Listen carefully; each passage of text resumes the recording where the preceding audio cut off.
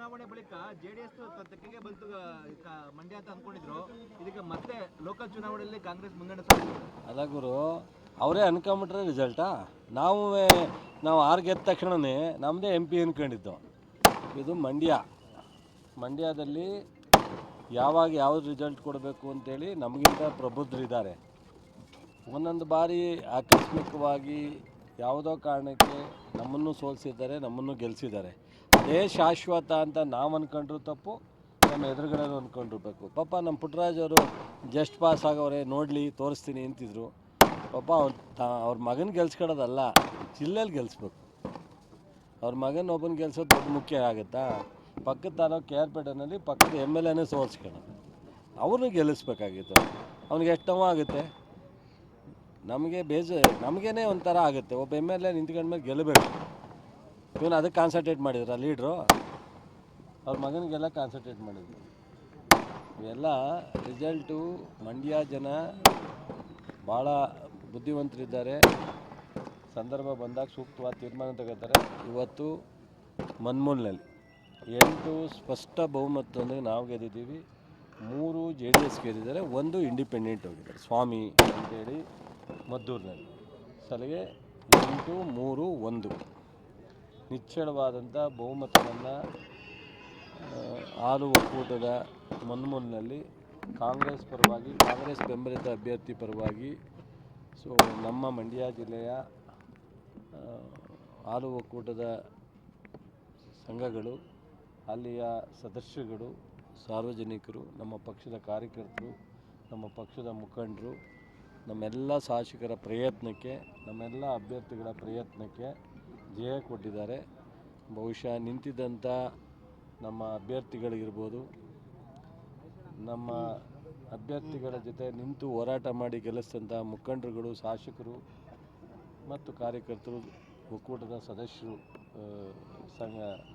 ಹಾಲು ಸಂಘದ ಸದಸ್ಯಗಳು ಎಲ್ರಿಗೂ ನಾನು ಪಕ್ಷದ ಪರವಾಗಿ ಮಂತ್ರಿಯಾಗಿ ಧನ್ಯವಾದಗಳನ್ನ ಹೇಳ್ತೀನಿ. ಈ ಒಂದು ಮಂಡ್ಯ ಮನ್ನುವಲ್ಲ, ಎಲ್ಲ ಥರದ ಸಮಸ್ಯೆಯಿಂದ ಹೊರಗಡೆ ತರ್ತಕ್ಕಂಥದ್ದೇ ನಮ್ಮ ಮೂಲ ಉದ್ದೇಶ. ಈಗಾಗಲೇ ₹5 ಸಹಾಯಧನ ಕೊಡ್ತಾಯಿದ್ವಿ, ₹2 ಜಾಸ್ತಿ ಮಾಡಬೇಕು ಅಂತೇಳಿ ಪ್ರಯತ್ನ ಮಾಡ್ತಾಯಿದ್ವಿ ಸರ್ಕಾರ. ಜೊತೆಗೆ ಸ್ವಲ್ಪ ಕಳೆದ 10 ವರ್ಷದಿಂದ ಸ್ಪಷ್ಟವಾದಂಥ ಒಂದು ನಾವೇನು ನಿಲುವನ್ನು ತಗೊಳ್ಳೋಕ್ಕಾಗದೇ ಇತ್ತು, ಅದನ್ನು ಇನ್ನು ಮುಂದಿನ ದಿನಗಳಲ್ಲಿ ತಗೊಳ್ಳಿಕ್ಕೆ ಅನುಕೂಲ ಆಗುತ್ತೆ, ತಗೋತೀವಿ. ಸೊ ಎಲ್ಲ ಮಂಡ್ಯ ಜಿಲ್ಲೆಯ ಸಾರ್ವಜನಿಕ, ನಮ್ಮ ಪಕ್ಷದ ಶಾಸಕರಿಂದ ಹಿಡಿದು ಕಾರ್ಯಕರ್ತರಿಗೂ ನಾನು ಧನ್ಯವಾದಗಳನ್ನ ಹೇಳ್ತೀನಿ. ಸರ್, ಈ ಚುನಾವಣೆಗೆ ಮುಂಚೆನೇ ಕೂಡ ಒಂದು ಗಂಭೀರ ಆರೋಪವನ್ನು ಮಾಡ್ತಾಯಿದ್ರು. ಸೂಪರ್ ಸೀಟ್ ಮಾಡ್ತಾ ಇದ್ದಾರೆ, ನಮ್ಮ ಸದಸ್ಯರನ್ನ ಅಮಾನತು ಮಾಡ್ತಾ ಇದ್ದಾರೆ ಅನ್ನೋ ರೀತಿಯಾಗಿ ಒಂದು ಆರೋಪ ಮಾಡ್ತಾಯಿದ್ರು. ಅಂದರೆ ನಾನು ಹೌದು, ನೀವು ಹೇಳಿದ್ರೆ ರಾಮಚಂದ್ರನೂ ಮಾಡ್ಬೋದಾಯಿತು, ನಮ್ಮ ನಲಿಗೆರೆ ಬಾಲನೂ ಮಾಡ್ಬೋದಾಯಿತು. ಕೇಸೇ ಇದೆ, ಕೋರ್ಟಲ್ಲಿ ನಡೀತಾ ಇದೆ, ಯಾಕೆ ಮಾಡಲಿಲ್ಲ ನಾವು? ಆಮೇಲೆ ಮಳವಳ್ಳಿ ವಿಶ್ವನೂ ಮಾಡ್ಬೋದಾಯಿತು, ನಿಮ್ಮ ಸ್ವಾಮಿನೂ ಮಾಡ್ಬೋದಾಯಿತು. ನಾವು ಆ ಥರ ಅಲ್ಲ. ಕೆಲವು ಹಗರಣ ಇರ್ತಕ್ಕಂಥವನ್ನ ಇಲಾಖೆಗಳು ಕ್ರಮನೇ ತಗೋಬೇಡಿ ಅಂತ ನಮಗೆ ಹೇಳೋಕ್ಕಾಗತ್ತೆ. ಚುನಾವಣೆಗೋಸ್ಕರ ಯಾವುದನ್ನು ತಗೊಳ್ಳೋಲ್ಲ. ಚುನಾವಣೆಗೋಸ್ಕರ ತಗೊಂಡಿದ್ರೆ ಈಗ ನಮ್ಮ ರವಿಯಣ್ಣ ವಿರುದ್ಧ ಸೋತಿದ್ದಾರಲ್ಲ, ಗೆದ್ದಿದ್ದಾರಲ್ಲ ಈ ಡೈರಿನಲ್ಲಿ, ಅವರು ಚುನಾವಣೆಗೆ ಕಂಟೆಸ್ಟ್ ಮಾಡೋಂಗಿಲ್ಲ. ರಾಮಚಂದ್ರ ಅವ್ರು ಹೇಳ್ತಾರೆ, ಹೇಳೋಕ್ಕೇನಂತೆ. ನಾವು ಅವ್ರ ಥರ ದ್ವೇಷ ರಾಜಕೀಯ ಮಾಡಿಲ್ಲ. ನಾವು ಅವ್ರ ಥರ ನಾವು 8 ಗೆದ್ದಾಗ, ಎಷ್ಟು DC ಬ್ಯಾಂಕಲ್ಲಿ ನಾವು 8 ಗೆದ್ದಾಗ 3 ಜನನ ಅಮಾನತಲ್ಲಿ ಇಟ್ಟಿದ್ರಲ್ಲ, ಆ ಥರ ನಾವು ನಾಮಿನಿ ಅಧ್ಯಕ್ಷರು ಮಾಡಿದ್ರಲ್ಲ, ಆ ಥರ ನಾವು ಮಾಡ್ಲಿಕ್ಕೆ ಹೋಗಲ್ಲ. ನಾವು ಸ್ವಲ್ಪ ಪ್ರಜಾಪ್ರಭುತ್ವಕ್ಕೆ ಪೂರಕವಾಗಿ ಕೆಲಸ ಮಾಡ್ತೀವಿ. ಸರ್, ಮುಂದೆ ಸ್ಥಳೀಯ ಸಂಸ್ಥೆಗಳ ಚುನಾವಣೆ ಬರುತ್ತೆ ಸರ್, ಅದಕ್ಕೆ ದಿಕ್ಸೂಚಿ ಆಗುತ್ತೆ ಈ ಒಂದು ಚುನಾವಣೆ. ಸರ್, ನಾನು ದಿಕ್ಸೂಚಿ ನಾನು ಮೊದಲೇ ಹೇಳಿದೆ, ಮಂಡ್ಯ ಜನ ಯಾವ ಥರ ತೀರ್ಮಾನ ತಗೋತಾರೆ ಅಂತ ಅವ್ರಿಗಷ್ಟೇ ಗೊತ್ತಿರುತ್ತೆ. ನಾವೇನಾರು ತಲೆ ಒಳಗೆ ಭ್ರಮೆಯಿಂದ ಮೆರೆದ್ರೆ ನಾವು ಅಷ್ಟೇ ಅದನ್ನು ಅನುಭವಿಸ್ಬೇಕಾಗತ್ತೆ. ನನಗೆ ನಮ್ಮ ಜಿಲ್ಲೆಯ ಜನರ ಬಗ್ಗೆ ನಂಬಿಕೆ ಇದೆ. ಕಾರಣ, ನಿರಂತರವಾಗಿ ನಾವು ಶಾಸಕರಾಗಲಿ, ನಾನಾಗಲಿ, ನಮ್ಮ ಸರ್ಕಾರ ಆಗಲಿ ಜನರ ಪರ ಇದ್ದೀವಿ. ಕಾರ್ಯಕ್ರಮಗಳು ಕೊಡ್ತಾಯಿದ್ದೀವಿ, ಕೃಷಿ ವಿಶ್ವವಿದ್ಯಾನಿಲಯ ಕೊಟ್ಟಿದ್ದೀವಿ, ಕಾರ್ಖಾನೆನ ಸುಸಜ್ಜಿತಿಗೆ ತರ್ತಾಯಿದ್ದೀವಿ. ನಾವು ಕೆಲಸ ಮಾಡ್ತೀವಿ, ಜನರ ಮೇಲೆ ವಿಶ್ವಾಸ ಇಡ್ತೀವಿ. ಜನ ತೀರ್ಮಾನ ತಗೋತಾರೆ ಅನ್ನೋ ನಂಬಿಕೆ ನಮಗಿದೆ, ಭ್ರಮೆ ಇಲ್ಲ. ಮತ್ತೊಂದು ಸರ್, ಹಗರಣಕ್ಕೆ ಸಂಬಂಧಪಟ್ಟಂತೆ CID ವಹಿಸಿದ್ರು ಸರ್ ಹಿಂದೆ. ಹೌದು, ನಾನು ಅದನ್ನೇ ಹೇಳಿದೆ.